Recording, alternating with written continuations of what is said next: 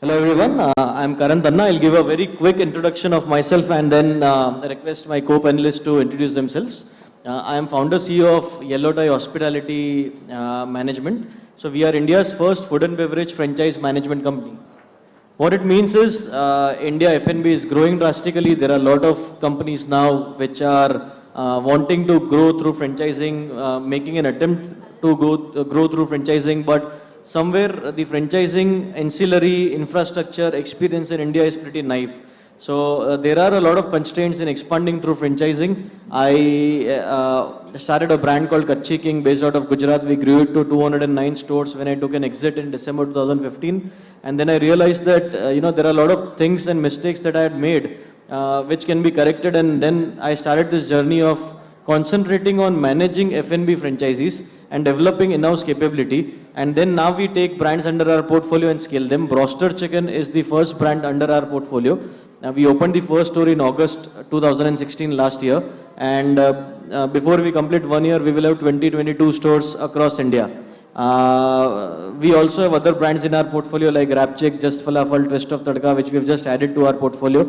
And we will see all of those coming on floor by end of this year. So that's quick introduction of my company, and I'll have Mr. Rohit give a quick introduction of his company, followed by Vishal and Nitin. Thanks, Karan. Myself is Rohit Malhotra. I'm heading Barcelos Peri Peri Flame Grilled Chicken in India. I'm with this company from last 4.5 years. I was with them in Africa before, and then I got a chance to launch the brand in India in 2015 February. The journey so far is very good in India. We have expanded to Delhi, Gurgaon, Calcutta, Jaipur. We are opening up in Hyderabad and in Mumbai, and following by the Chennai, Bangalore, Kochi, and some other major cities of India. Largely, Barcelos focus on peri peri chicken, Portuguese cuisine, sangria bar. That's what our core products are. I am into this industry almost having an experience of 20 years. I have graduated in Australia, in Sydney, work with some other international brands, work across some other countries in the Western world and in the African and the Arab world as well. So we are moreover focused towards the casual dining restaurant. Now we are entering into the QSR as well. So that's what we are so far. Vishal, please. Yeah, my name is Vishal. I own and operate Kasturi Restaurants and Food Plaza. I entered this business soon after my graduation in 2010. Then it was a single unit run and operated by my father, of course. So then I took it forward from there, and now I am running and operating 7 restaurants. I'll be coming up with 2 more by the end of this year. So that is how I'm going about things, and it is all because of a vision that brought me this far, and hope so I reach as my seniors are someday or the other. Thank you. So good afternoon. My name is Nitin Kohli. We are a largely East-centric company. We started our own brands about 10 years back. By the name of Ivory, Shisha, TFO, the factory outlet. We grew also, and we went across to Singapore and opened 6 restaurants there under the brands Ivory and Go India. Of late, I've also tied up with the Ambuja group. I'm heading their hospitality division now. In Ambuja, we run across 5 different verticals. We have casual smart dining, in which we own brands such as Afra and the Orient. And we have a QSR model called T-Junction. We have 35 stores across Kolkata and Siliguri. We're expanding that now to India also. We also run 5 delis in Kolkata under the brand Afra, the Afra delis. We're into large-scale banqueting. In fact, the hall here is also owned by the Ambuja group. We have Swabhumi and this hall, Royal Bengal room. We're into social clubs, social and business clubs. We run brands such as the Conclave, Club Verde Vista, Club Verde Vista, Eco Vista, and we have a club in Siliguri called Montana Vista. In this year, we're coming up with another 25-room ultra business luxury hotel in Sector 5. It's on the 18th and 19th floor of a building. The building is owned by Ambuja also. We're opening another large-scale banqueting, about 12,000 square feet at the Eco Park. And we're also reinventing the Swabhumi Heritage Plaza. We're opening up a 35-room Bengal Heritage Hotel there. So that's on the cards for this year. Again, like I said, largely east-focused because that's the vision of our chairman. And hopefully we can add a lot of value to the conversation today and help each other to grow further. Thank you. Thanks. So very interesting batch of panels, and today we are going to discuss how we can grow F&B brands through franchising and partnerships.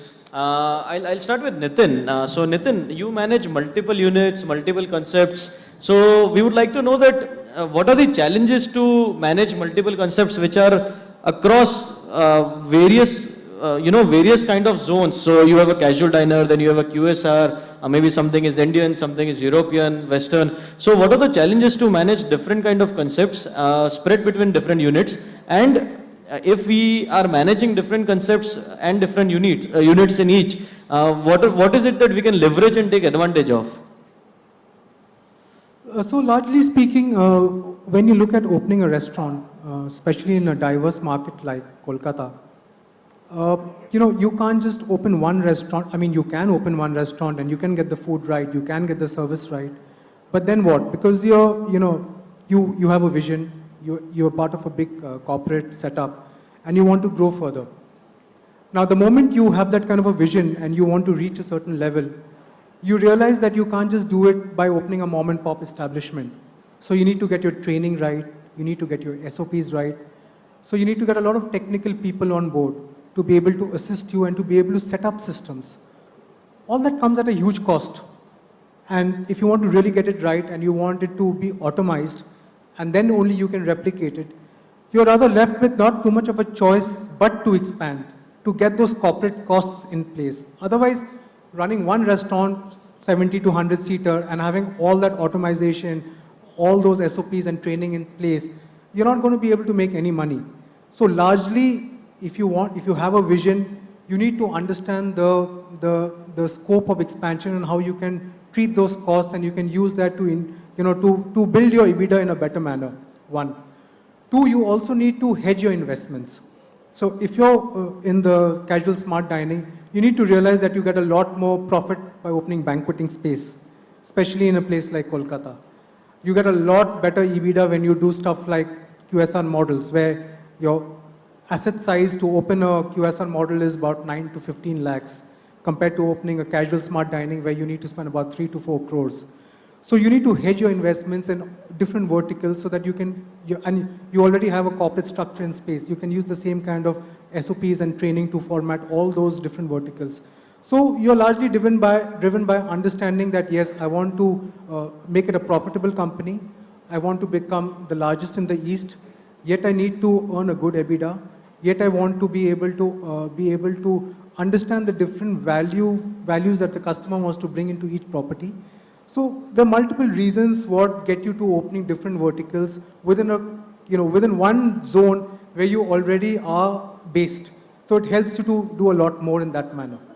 Correct, fair enough. So if I have to, kind of add to it and restructure it, that if you want to be the biggest player in a particular sector, and food is so tricky that for a particular kind of a brand, you will have particular kind of TG. So you need to venture it to a lot of other concepts to get that entire pie of the industry. Also, with economy of scale, you tend to optimize the corporate overheads that you have taken a decision to incur in order to reach your vision. Good, fair enough. You'd like to add something? Yeah, just wanted to add that even though you are in multiple verticals, if you're in the casual smart dine vertical like for us, we have a AFRA which deals with global, largely Mediterranean cuisine, and then we have the Orient, which is Southeast Asian cuisine. So even if you are in multiple different diverse departments under one hospitality brand, you shouldn't become your own competition. Now you can't go around opening 2 different brands under the Southeast Asian cuisine. You're killing your own brand.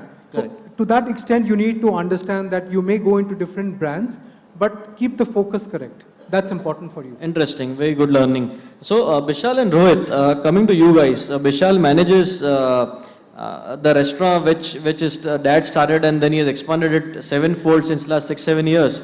And Rohit, of course, manages Barcelos, which is an international company, and you need to have certain kind of modus operandi right to manage international brands and of the scale of Barcelos. So, starting with you, Rohit, how do you manage the scaling up of brands which are international brands? They have certain limitations because of which you might also be restricted to scale up in certain geographies in a certain way, maybe customizing your menu to the regional taste, which is a big challenge in India. So how do you manage your partnership and relationship and the scalability together? Okay, so first of all, when we enter in the Indian market, we are moreover United States of India. So every state has its own flavors, own taste palettes, his own basic or the cult cuisines. So here we need to understand that we cannot please everyone in India. So we have to understand what our core products are like. So according to the core products, according to the TG we have to focus on the certain markets accordingly. We can't just close eyes and go to the markets where there is no certain TGs are available, or the taste palettes are there. So, for example, if you see the Gujarat, I'm not saying they're not non-vegetarian eaters are there, but it's more likely to be very less people are there. When I'm being a chicken brand, moreover, where the peri chicken is a USP product, and so there likely to be, I have to invest more time, I have to spend more money on to grow the market.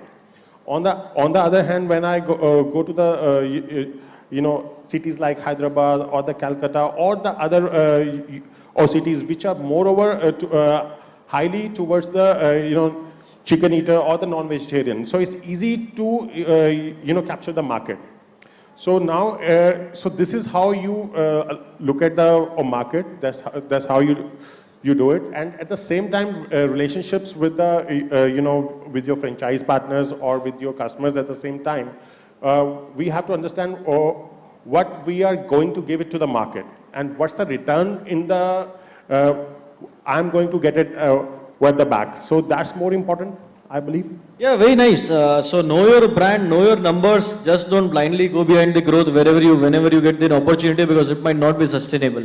Great. So coming to Bishal, Bishal, you have all your own restaurants. There is one restaurant that you are doing in partnership in Guwahati, and you have opened one store at a time in your Formatis restaurant plus a banquet hall. So how has your growth been, and what's your strategy now? Are you willing to partner with partners in form of joint ventures or franchising? What's your take on it?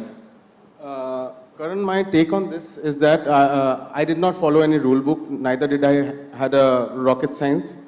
When I started off, it was like I was about to leave for Australia for my MBA, but it was then like I went to my father's restaurant for 15 days. In that 15 days, I inculcated a vision that yeah, it has the potential to go far. I said my dad that why am I going to Australia even if I can earn more than that right here in Kolkata? Let me stay here for a year. Let's try. From there, I had this vision of expanding. So I took one at a time. So my first outlet, my personal first outlet in Kasturi, second was in Baliganj. Soon after that, I went to Mumbai, but I failed miserably there. I failed because lack of experience altogether. But my 2 months stay in Mumbai taught me a lot. It taught me, I'm just a BCom graduate, but it gave me an experience of a lifetime. From there, once I returned after 2 months, after failing miserably, my first outlet was in Dover Lane. That's Hindustan Road. So from there, things went smooth and still going smooth, and I'm just hoping that God is really kind to me and I pull off my next 2 outlets in a very sober manner. Sure, Bishal, you will. Since we are talking about partnership, there is an interesting partnership that you have undergone, which is one with your dad, actually. So I really want to know that, when you have something which is given to you or which you have taken it from your dad, whose mindset and whose vision is conflicting with yours. So what are the challenges that you faced or conflicts you faced? Also, I would also like to understand that there will be certain things which he would have cautioned you, but you would have not agreed at that time. So what are the lessons that we should take care of a legacy brand? See, my father opened a restaurant just to take care of my family, the nuclear family we had. So, but when I had that vision, my father used to say that I'm a big time mad. He said that, but it took me a while to make him understand that, Papa, I have a vision. Let me start with it. So he said, okay, fine. After at least 3 months of, I tried and tried, then at last he said, okay. So, but a few good things my father taught me, absolutely, and I take it into consideration till date. First thing, don't serve something which you won't have. Don't serve something which you won't offer to your kids. And most importantly, which is still helpful to me, is that बेटा अगर Africa का बंदा हो, England का हो, पाकिस्तान का हो या इंडिया का हो, सबका जीव एक जैसा होता है, टंग. The taste of the tongue is same. So food which you like or you say wow, that an African has to say wow, that an English person has to say wow. That is how I took things. And I only serve food which I like, nothing apart from what I don't.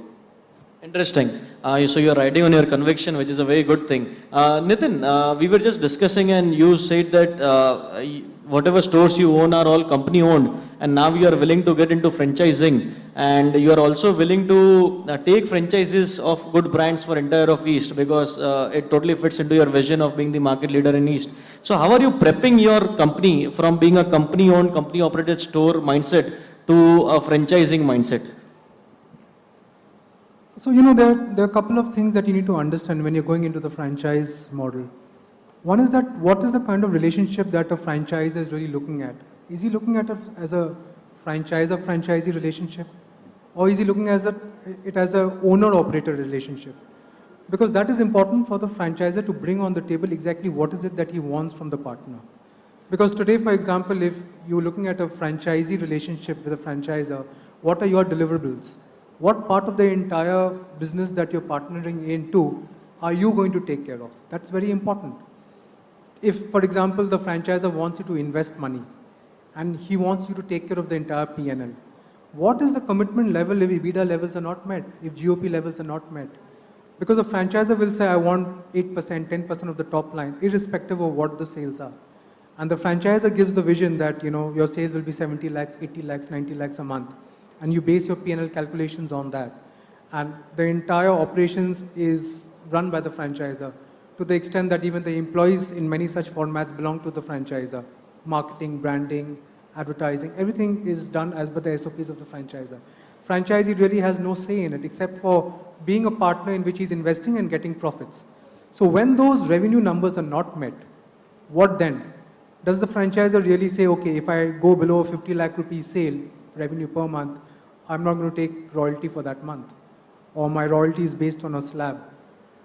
Those are the things we don't see. We've been talking to, and why for that reason in the East you don't have the Riaz Amlanis or the A.D. Singhs or the Zorawal Kalras are only just coming in. Why haven't they come in for the last 4 or 5 years? They've already been prevalent in the rest of India. So these are hard decisions in the East because it's a very unique market. Price points change here. So what Amlani would sell in Cyber Hub may not be at the same price point in Kolkata. But does his agreement change to that level? Or is it one agreement fits all? That's not possible. That's why most of the franchise agreements in East don't work out. Because you're expecting the same levels of royalty. You're expecting the same levels of sale, whereas your price points are lower. You're expecting the franchisee to do all the investments, to hold all the P&Ls. But you're not expecting yourself to commit to the business to the extent that, yes, if my sales drop below what I'm committing to you, then yes, I will also take a hit to it. So that is one important aspect in this deal in the East that we need to understand very, very carefully. when we get into the franchisor-franchisee relationship, one. Two, being a corporate organization, you already have many, like you have your commercial department in place, you have already an advertising department in place, you already have a marketing, you already have a sales department in place. When you get into a relationship between being a corporate like us with an outside person, how can you best leverage all that you've already spent in to be able to make that model successful? So that's what the franchisor should look into when he, how can we cut costs? Okay, I'm tying up with an Ambuja Neotia group. They already have all this in place. They're already a 100 crore company in the hospitality division. So what can they bring to the table that we don't need to duplicate in terms of manpower so that we can, even though we have lower price points, we can still make it a profitable model. So the franchisor has to have that belief in the person he is partnering with for you to be able to make it a profitable model, especially in the East. So these are few things that we need to understand. Also, for example, even in our malls, like the city center malls are owned by us. We have large part in the malls which are on lease. A large part of it is, are owned by people who open shop. So when I open the Orient, for example, in city center, I am not sure that I'll be the only Southeast Asian restaurant serving Oriental cuisine in this mall. So how can I safeguard myself? Because largely in the new malls coming up or across abroad everywhere, it's all rental. And the landlord takes your entire, takes the entire business model into consideration, ensures that, you have the right, you don't have the same kind of people coming in the same kind of cuisine into the same mall so that, you don't come into competition within your same, area. So those things, even in India, even in East today, we are fighting for. So you spend 3-4 crores in opening a fine casual smart dine or a fine restaurant, and then you have multiple similar units opening up, serving some kind of similar food at lower price points, or you have the food court doing some kind of stuff. So you're fighting within your own businesses. So you really don't have the larger vision or being able to understand that, look, no, the mall in itself will improve if we get the right kind of footfall and we get the right kind of brands, and the right kind of brands will only come in if we give them the security that, no, there will be no duplication. So how do we do that? How do we manage that? These are important things that we need to consider. Sure, sounds good. So basically every franchisor, every brand has to really acknowledge the kind of franchisee or the territory partner that they are making, see their credibility, see what they are getting to the table, and then be flexible to tweak a model little bit such that it does not harm their brand image, and then partner. So it should be a partnership in a true sense, not a one-way partnership. Coming back to you, Rohit. So Rohit, there are a lot of brands in India that we hear that are owned by a master franchise, and then the brand is not happy with the master franchise, and then they take control of those brands, then brand run it. There are cases where brand open in India and then they think that now we have set it up in a nice way. I think Barcelos is one of those cases. And then they sell it to a franchise and then franchisee runs it or a master franchise runs it. So how are the relationships managed in terms of a brand which is not run in a nice way and then it has to go back to the brand? Okay. So first we will talk about scenario one where brands has to go back. So usually what happens is that there are a lot of parameters which we have to see and which the franchisee has to understand as well. I mean, master franchisee has to understand as well. First, a brand has established on certain principles. They have their USPs, and master franchisee has to respect those. There are certain rules. They have been practicing all of those from over the years to become a brand. So that's how they become a brand. It's not like the 1 day or 1 month or 1 year which only has enough for them to become a brand. It has they have taken a lot of time, lot of money has gone into it, a lot of R&D has gone into it. So then they have reached to a stage. So when they have reached to a stage, so certainly all of their rules, regulations, their principles has to be followed properly. So what happened in India is that sometimes franchisees, they're trying to change the brand as the way they want, by forgetting that they have been successful. They have a history over the last few years in several other markets. So everything who comes into a market takes time to get themselves established. So when they try to change the things as the way they want, then the word which comes is delusion. When the delusion comes, somehow the expectation from the brand of customer which has also dropping down. When the expectation drops and brand standard goes out of the window, and so somehow there is no option left for the brand to either they will take that operations in their hand, or they will quit the country. So, or if we will come on the other hand. If we will come on the other hand, for example, the Barcelos. So we have a certain menu. We have those USP products. We have a kitchen which is salt free. So we work on the sauces. We do not have salts in our kitchen. So we have a set menu. We have set SOPs. We have sauces which we work. We don't want to have too elaborated menu. We just want to focus on certain products. So it's easy. Everything has been broken down from a very simple process, from the oven to the grill, to the plate, to the customer's table. That's how it is. So that's how we established, couple of restaurants in India. We set up the supply chains in India. We created the marketing, and we created the things which required to run a show. When we thought it's a time to hand it over to a Indian partner, we did it, and that's how we are.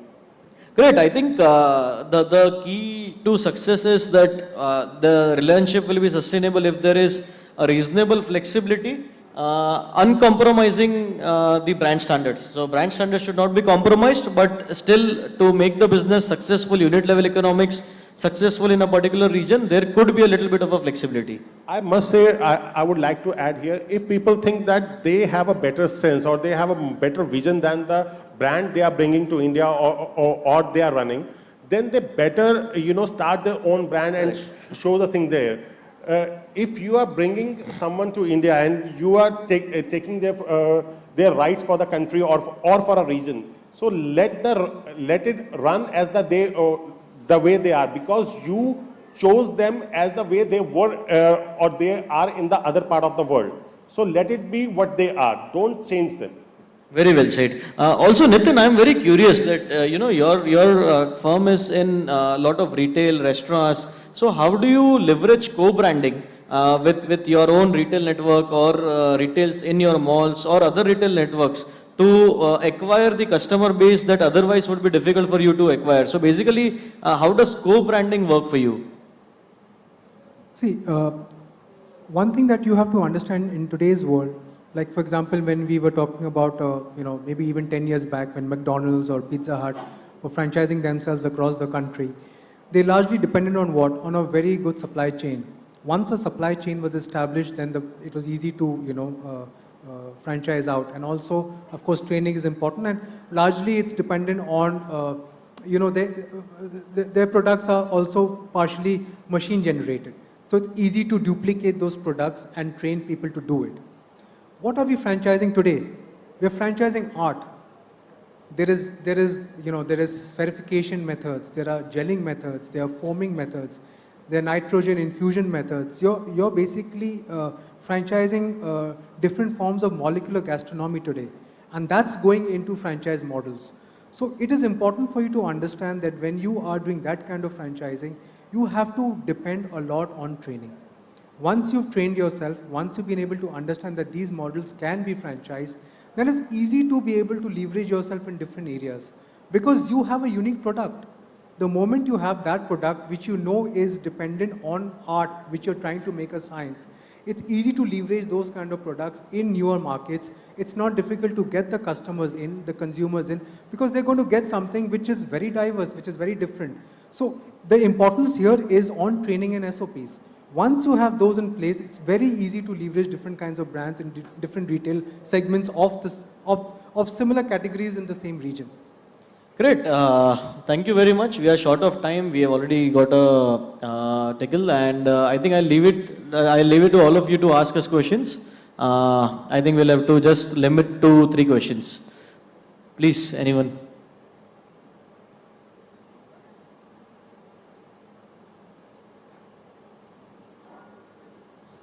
No questions? Nothing? Anyone that, anything that you'd like to add? I'm open if anyone has any questions to ask. Great. We are always available, outside the stage also. Thank you very much. Thank you. Thank you so much, all of you gentlemen. It was a wonderful and enlightening session for all of us. And now I'd request Mr. Tanna to present mementos to our esteemed dignitaries. First, I request him to hand over the memento to Mr. Nitin Kohli, Senior General Manager and Business Head at Choicest Enterprises Limited, Ambuja Neotia.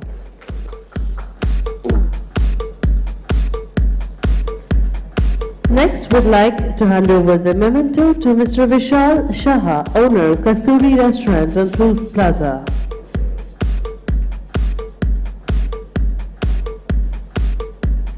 I'd request Mr. Tanna to felicitate Mr. Rohit Malhotra, Business Head, India, Barcelos.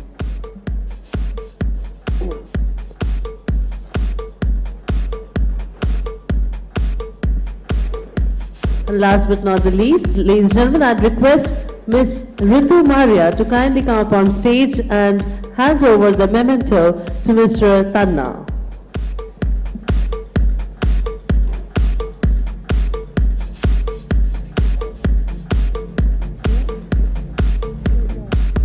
Do we have Ritu ma'am in the room?